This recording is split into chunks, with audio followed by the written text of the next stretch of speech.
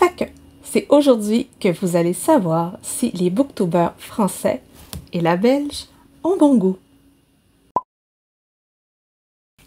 Allô, allô, c'est Karine de Mon Coin Lecture et aujourd'hui, bienvenue dans la deuxième partie de ma série de vidéos où je lis les favoris des booktubers. Je vous en ai fait une il y a quelques semaines ou mois où je lisais 5 favoris de booktubers québécois. Je vous mets ça là. Maintenant, on est rendu aux Européens. Puis là, en fait, j'ai lu un des favoris d'Isabelle, les chroniques du hérisson. Et là, ça scrape un peu le titre que je voulais mettre. Je voulais mettre « Les Français ont-ils bon goût? » Mais ça fera pas. Je vais être obligée de rajouter quelque chose.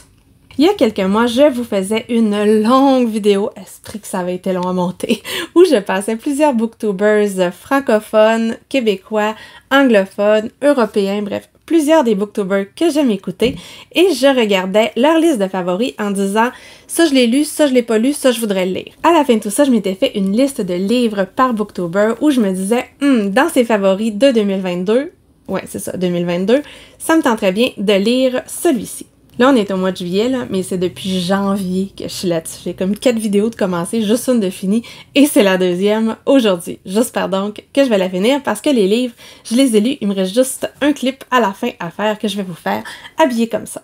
Est-ce qu'on est prêt? Retenez vos souffles, c'est parti! La première liste dans laquelle j'ai pigé, c'est celle du Faucon littéraire. Pourquoi? C'est parce que quand je regardais ses favoris, j'en avais tellement en commun avec elle et tellement que j'avais déjà lu que je me suis dit qu'il fallait que je lise un truc d'elle. En fait, dans toute sa liste, il y en avait juste 3 que j'avais pas lu. Il y avait donc Zéphyr Alabama, vous savez, le beau livre de chez Monsieur Toussaint Louverture qui est là. Il y avait aussi Le démon de la colline aux loups de Dimitri Rouge-Chambory et finalement un roman de SF qui s'appelle Les enfants du passé par quelqu'un qui s'appelle vraiment Basse-Terre. Je laisse donc la parole à Miss Faucon littéraire pour vous faire écouter les mots qui ont su me convaincre de lire son favori. Récemment, c'est Le démon de la colline aux loups qui est ici publié chez Le Tripode et il est d'une puissance vraiment évocatrice folle. Il est incroyable. Je ne vous dirai pas de quoi ce livre parle, mais c'est vraiment une histoire de repentance, de pardon, de violence, de mémoire. C'est voilà, l'histoire d'un homme qui est en prison et qui nous raconte son passé, qui nous raconte sa vie. Et l'émotion, la plume, l'histoire, tout est parfait dans ce livre. Et petit point pour finir, on est sur une écriture qui est, pareil, absolument brillantissime. Là, je viens de commencer Le démon de la colline aux loups de Dimitri Rouge-Chambory. Il me semble que c'est ça, pas Bouchon, Rouchon. Bouchon, en tout cas. Non, Rouge-Chambory. Il me semble que c'est ça. J'ai à peu près une 30aine de pages de lu et sérieux, je sais pas si je vais être capable. C'est comme too much. Le roman commence, le narrateur est en prison et il décide d'écrire à sa manière pour raconter son histoire, l'histoire du démon de la colline aux loups pour voir comment il en est arrivé là. Et là, on est dans son enfance et il raconte ce qu'il a vécu. C'est tellement horrible, là. Ça n'a même pas de bon sens. La maltraitance. Écoutez, j'ai jamais vu ça. Pourtant, je n'ai vu de la maltraitance chez des enfants, mais ça, là,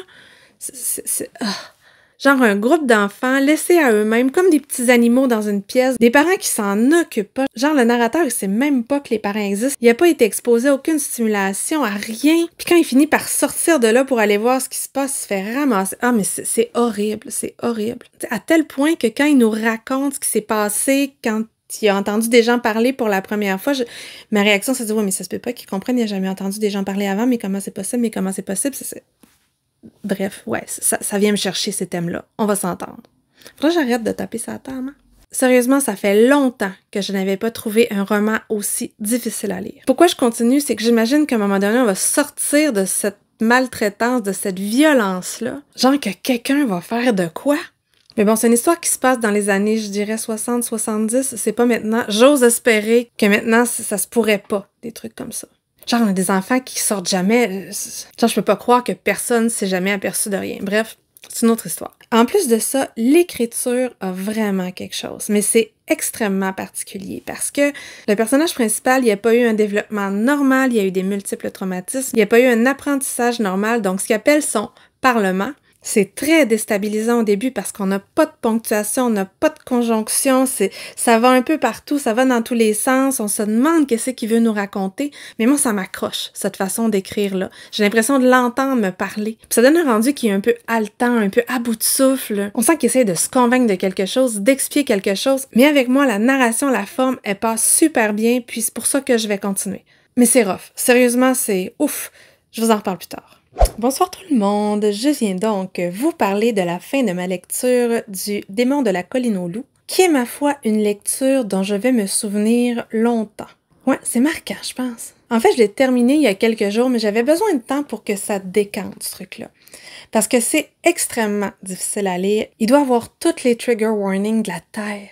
Par contre, malgré tout ça, l'auteur, il va jamais dans le sensationnalisme. Oui, il y a des trucs qui sont dits, mais jamais on va dans le cru, jamais on sent que l'auteur aime ça, nous raconter des horreurs. On n'est pas du tout là-dedans. En fait, c'est le narrateur qui raconte ce qui lui est arrivé, et à certains moments, il y a certaines ellipses. Oui, on sait ce qui se passe, c'est dit ce qui se passe, mais on jurait que le narrateur se garde une distance quand même par rapport à ce qui lui est arrivé.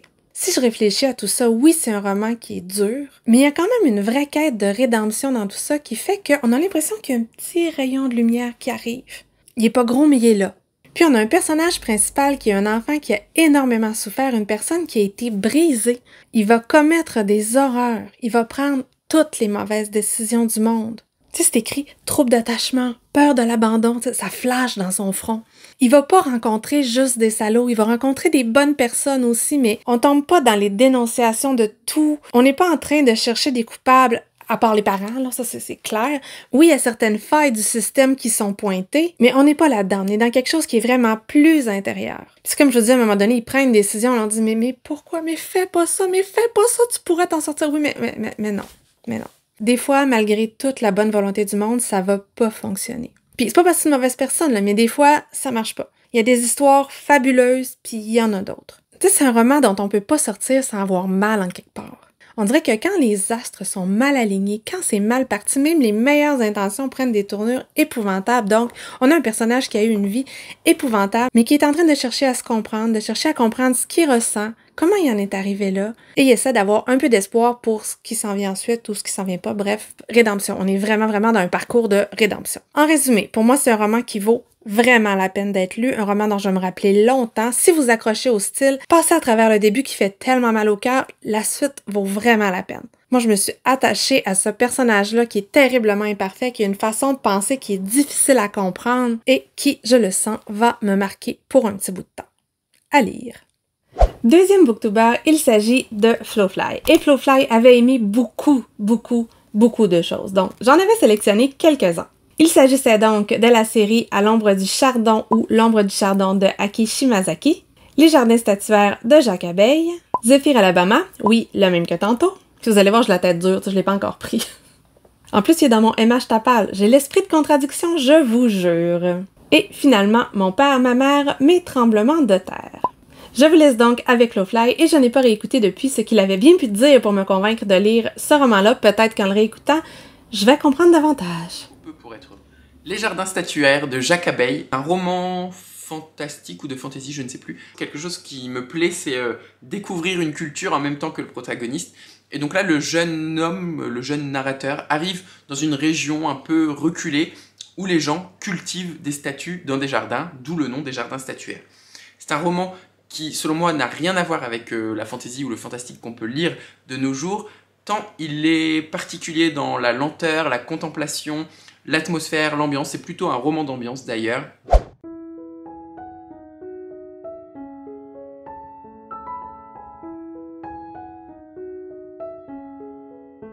Je viens de commencer Les jardins statuaires de Jacques Abeille, qui était l'un des choix de Floris. Et sérieux, je comprends rien. L'écriture est super belle, c'est beau, on lit ça, tu te dis c'est merveilleux, mais dans quoi je viens de me garrocher là? Je comprends rien. En fait, c'est un voyageur qui arrive dans une contrée, et dans cette contrée-là, on fait pousser des statues, puis là, il visite un domaine où les statues poussent. Puis c'est ça. Puis là, ça fait comme 35 pages, puis il achève de visiter le domaine. Où ça s'en va, j'en ai aucune espèce d'idée. J'ai un peu peur. J'avoue que j'ai un peu peur.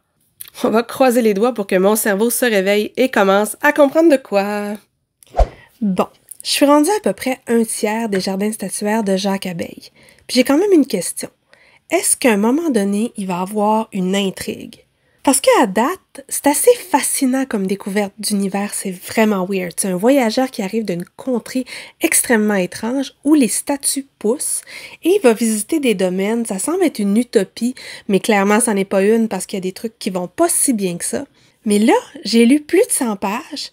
Puis c'est beau, on a des magnifiques images, mais il se passe pas vraiment grand-chose. Donc, en fait, s'il faut que je m'attende à ce qu'il se passe rien, je vais me minder comme ça, puis il y a des chances que j'aime ça. Parce que là, je trouve ça beau, mais j'ai pas de petit goût de revenez-y. Ça doit faire une semaine que je suis dessus et j'ai lu 100 pages, ça parle, genre ça me tente plus de faire du montage que de continuer. Mais c'est beau. Puis je vois les qualités de ce roman-là, mais c'est dur de se craquer à y retourner. Bref, je vous en reparle. Je vous reprends alors que j'ai terminé depuis quelques jours ma lecture des Jardins statuaires de Jacques Abeille. Pourquoi je vous ai pas repris tout de suite? Parce qu'en fermant le livre, je me suis dit, ça c'est clairement le genre de roman qui va me faire réfléchir. Et je sentais que j'avais besoin de temps pour me faire une opinion, pour vraiment me dire que j'avais compris ce qu'il y avait à comprendre. Spoiler alert, j'ai pas tout compris. Clairement, pas tout compris. Mais ce roman-là, il y a eu une vraie impression sur moi parce que j'en ai rêvé. Puis quand je rêve un roman, habituellement, c'est qu'il me reste en tête longtemps. Comme j'ai pas réécouté ce que je vous en disais avant, je vais peut-être me répéter un peu, mais peut-être que je vais m'auto-couper au montage. Donc, on est avec un voyageur, on ne sait pas pourquoi il est là, on ne sait pas non plus d'où il vient. On sait qu'il est là pour explorer les jardins statuaires et comprendre cette société-là. Quand on arrive dans la société, ça semble terriblement utopique. Ce sont des grands domaines qui vivent assez isolés les uns des autres, où ils font croître des statues. Ils semblent vivre dans une sérénité, dans une paix extraordinaire. Quoique bon, on sent qu'entre les domaines du sud et les domaines du nord, il y a l'air d'avoir des différences. Et tout au long du roman, on va suivre ce voyageur qui essaie de comprendre qu'est-ce qui se passe dans cette contrée et qui va se rendre compte, au fil de ses visites, au fil de ses discussions, que peut-être que ce n'est pas si parfait que ça. Qu'est-ce qui se passe avec les femmes, entre autres? Il va le découvrir graduellement. Et petit à petit, avec tout ce qui arrive, avec tous les gens qu'il va rencontrer, mon père m'appelle. Je filme, oui? Les coutons sont prêts. J'arrive dans 2 minutes.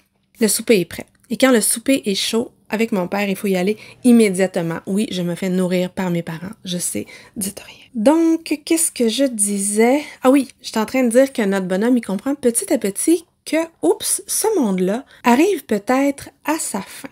Peut-être que c'est une façon de vivre qui ne fonctionne plus maintenant.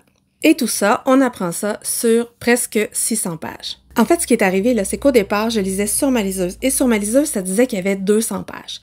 Donc moi, je trouvais que ça avançait tellement, mais tellement pas vite. Je trouvais que les pages se tournaient pas. C'est quand j'ai trouvé la version papier à la bibliothèque que j'ai dit « Hey shit, il y a presque 600 pages. » C'est pour ça que ça avançait pas. Du coup, ça m'a encouragée, puis j'ai été capable de le finir. Ça a été long à lire, ce roman-là. C'est un roman qui est extrêmement contemplatif, extrêmement étrange. C'est presque une étude sociologique, en fait. En fait, pas presque. C'est une étude sociologique sur cette contrée-là, sur cette façon de vivre, sur la philosophie et les façons d'aborder la vie de toutes ces personnes-là. On va découvrir petit à petit les guerres internes, les différentes façons de voir les choses, et on va réaliser que certaines personnes s'étaient un peu indignées avant. Bref, on va entrer dans leurs mythes et légendes, en particulier celui de mystérieux jardiniers, parce que ce sont tous des jardiniers, les hommes, qui se seraient enfuis pour atteindre les steppes, les landes du Nord. C'est un roman qui se lit quand on a tout notre cerveau de disponible. Sinon, c'est pas si simple que ça. C'est un roman qui est lent, c'est un roman qui prend son temps, c'est un roman qui demande de l'effort au lecteur parce que qu'est-ce que l'auteur voulait dire? C'est pas écrit noir sur blanc, là. Et ce cycle des contrées, il y a 6 tomes. Est-ce que je vais continuer à les lire? Probablement un jour, mais clairement pas maintenant. J'ai pas de cerveau. Je lis tellement pas depuis le début de janvier, c'est ridicule. Donc, je vais essayer de lire des trucs plus simples. Ah oui, je pense que je l'ai dit dans la première partie, mais c'est magnifiquement écrit. En résumé, je suis hyper contente d'avoir fait cette découverte-là parce que sans Floris, je pense que j'aurais jamais essayé ce livre-là, j'en avais jamais entendu parler. Le concept est assez étrange pour me plaire et ce fut une expérience. On s'en va maintenant faire un petit tour chez Antastasia qui lit énormément de classiques et dans sa liste, j'avais sélectionné les romans suivants. Un barrage contre le Pacifique de Duras, Les feux de Shoei Oka, Je sais toujours pas comment le prononcer. J'aurais pu m'informer entre les deux vidéos, ouais, j'aurais pu. La femme de Gilles de Madeleine Bourdoux et Lune de papier de Mieko Kaketa. Allons donc voir ce que Antastasia disait de mon choix. Je voulais vous parler de ce petit roman. Et franchement, je pense que si je devais vraiment mettre l'accent sur un seul livre dans cette vidéo, c'est sur ce livre-là. Il s'agit de La femme de Gilles de Madeleine Bourdoux. Alors, j'ai été bluffée en fait, mais vraiment, je vous encourage, mais je vous enjoins à le lire, réellement. C'était excessivement bien fait, très très touchant, très très triste, très très réaliste, très très bien écrit, le rythme de la nouvelle ou du court roman magnifiquement maîtrisé. Enfin, j'ai vraiment adoré ce livre.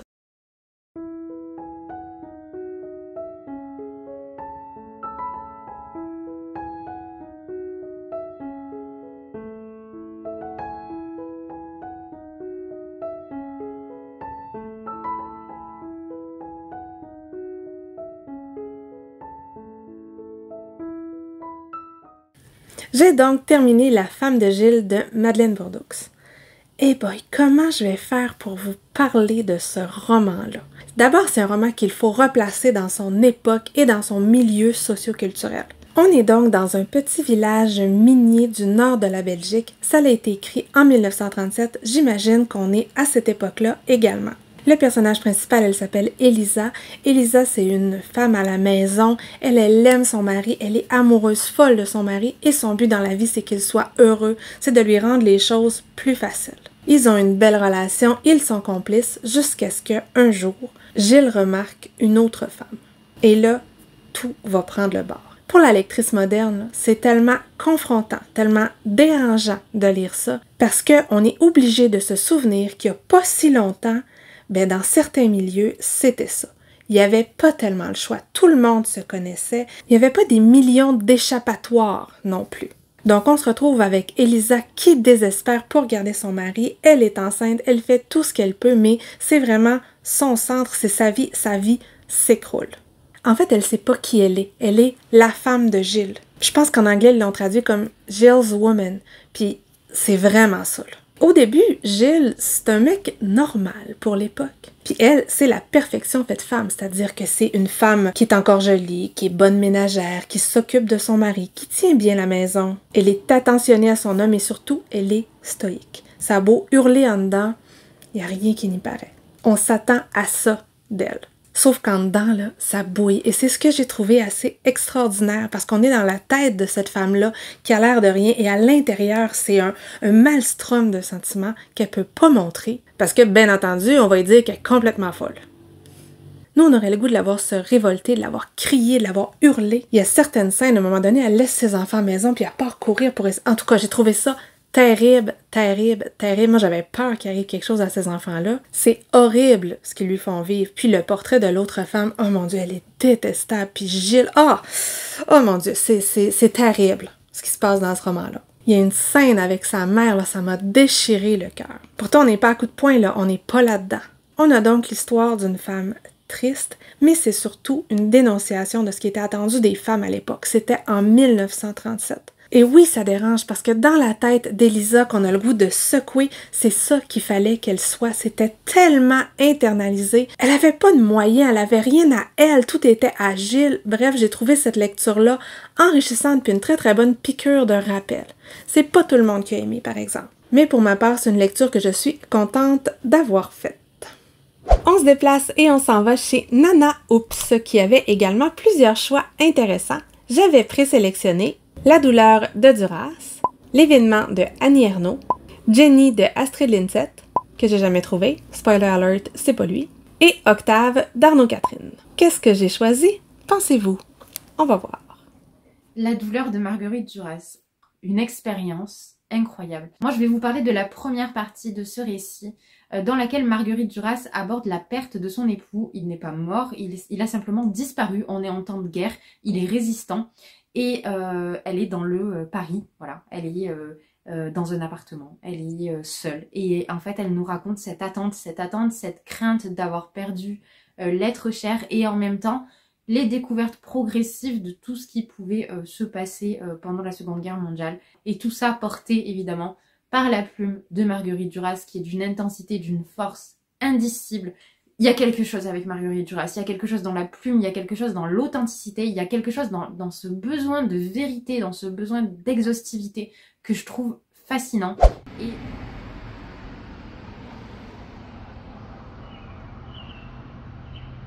Bon, je vais vous faire un update sur la douleur de Marguerite Duras. Comme d'habitude, je voulais vous faire un début, milieu, à la fin, mais ça se lit tellement vite que j'ai pas eu le temps de faire le début et le milieu. En fait, je l'ai écouté en audio. Je suis vraiment hyper nasale, je suis vraiment désolée, tout me résonne dans la tête. T'sais. Un jour, je vais m'en sortir. La douleur, c'est donc un récit qui est autobiographique. D'ailleurs, au tout début, Duras dit qu'elle n'a pas souvenir d'avoir écrit ce journal, mais qu'elle l'a retrouvé par la suite. Jusqu'à quel point c'est vrai, je sais pas, mais ça se passe en 1944 et on a une jeune Marguerite qui attend son mari, Robert L., qui était déporté à ce moment-là.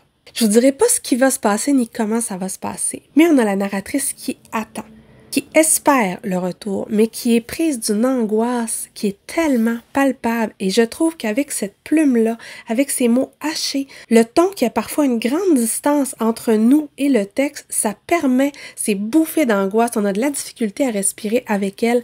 Alors que par tous les moyens possibles, elle essaie de donner des nouvelles aux gens, elle essaie de voir qu'est-ce qui a pu arriver à Robert L. Et on sent aussi qu'il y a une grande culpabilité derrière tout ça. Parce que, veut pas, elle se dit qu'il revienne ou pas, est-ce que ça va être la même personne? Et est-ce que je suis la même personne? Donc, la jeune femme qui vit la guerre est dans un état épouvantable, est en train de lâcher prise à de la difficulté à tenir le coup, jusqu'à énerver un peu joyeusement tout le monde par sa déprime et par sa façon de tout analyser, d'analyser les sentiments, d'analyser les réactions aux sentiments. Bref, dans cette courte nouvelle-là, on étouffe. Moi, en tout cas, j'étouffais. Ça a donc été pour moi une très bonne lecture, une lecture qui va être marquante. Et en fait, j'ai pas accroché avec tous les textes de Duras que j'ai lus. J'ai eu des débuts difficiles, mais ce texte-là, il sonnait vrai, il a réussi à me faire ressentir des choses, donc ça a fonctionné, puis c'est court en plus. La dernière booktubeuse dont j'ai lu un favori pour cette vidéo, c'est Isabelle des Chroniques du Hérisson. Et dans ses prefs de 2022, j'avais sélectionné Ma Belle de Camille Ensaume, L'épouse et la veuve de Rampeau, Le mystère Sammy West, Thérèse de Schnitzler et Avant l'oubli de Blumen. On écoute Isabelle. Mais j'ai aussi lu en premier lieu Thérèse, qui était une des premières lectures de l'année 2022 et une de mes meilleures lectures tout court de l'année 2022. C'est difficile de nouveau à résumer parce que c'est toute l'histoire de la vie de Thérèse depuis sa jeunesse, alors qu'elle vit avec ses parents, elle a 16 ans, elle vit avec son père qui est un ancien lieutenant qui a pris sa retraite. On va suivre donc l'évolution de ce personnage qui part de chez elle, qui décide de partir de chez elle, l'évolution de ce personnage qui rencontre plusieurs hommes, qui tombe enceinte. Il se passe énormément de choses sur très peu de pages. J'ai adoré cette lecture. Il y avait un côté très innovant dans cette histoire, ça parlait de cette situation, de cette femme qui se retrouve toute seule, qui se retrouve enceinte, la manière, on va parler d'émancipation féminine.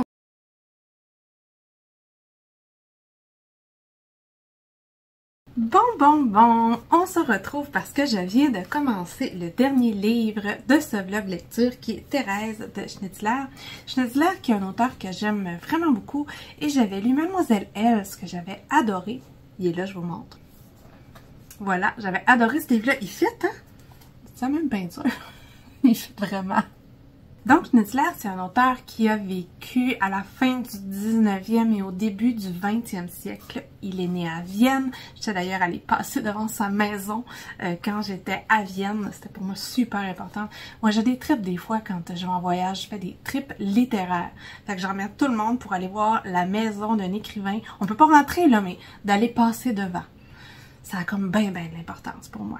Bref, j'étais allée essayer de trouver la maison de Schnitzler. Et ce que j'aime, c'est non seulement la plume, mais c'est aussi la façon qu'il a de fouiller et de creuser l'âme humaine. Ça me plaît énormément. Puis là, les deux que j'ai lus de lui, c'est des personnages de femmes, puis je le trouve quand même assez bon pour se mettre dans leur peau. Pourtant, c'est un mec. Dans ce roman-là, que je viens juste de commencer, je suis rendue ici. Oui, c'est un paquet de pilules vides, qui est mon marque-page. J'en ai des boîtes et des boîtes, mais je prends un bout de pilule vide. Souvent, c'est mes écouteurs. Souvent, c'est ça. Mais là, c'est des pilules. Il me semblait que dans celui-là, la plume était plus flottante et qu'on se laissait porter par cette plume. Là, on est moins là-dedans. C'est beaucoup plus terre à terre. Et on est avec Thérèse, qui est une jeune fille de 16 ans au début. Son père est retraité de l'armée, mais il semble perdre la mémoire, du moins perdre la raison. Donc, il est placé. Et elle est avec sa mère, qui est très, très étrange et qui semble avoir une morale très, très, très élastique. Elle a également un frère qui les a laissés là, qui est parti, qui avait comme zéro attachement à eux. Puis là, au début, ben, elle semble former une relation avec l'ami de son frère. Mais elle n'est pas vraiment dedans. Mais on est vraiment dans sa tête, dans sa façon de voir les choses. Puis j'aime vraiment ça. Et l'écriture, c'est super facile à lire. Puis là, vous dites, ben, qu'est-ce qui se passe? Ben, je le sais pas, en fait, mais j'aime vraiment ça. J'aime sa plume, j'aime sa façon de raconter, sa façon de nous embarquer dans ce petit village-là que je trouve très, très vivant pour l'instant. J'aime beaucoup. J'ai très hâte de voir si je vais continuer à aimer autant. Et dernier clip de la vidéo, je viens de filmer l'intro, ça fait vraiment étrange comme beat. Donc, j'ai terminé Thérèse de Schnitzler il y a quelques jours.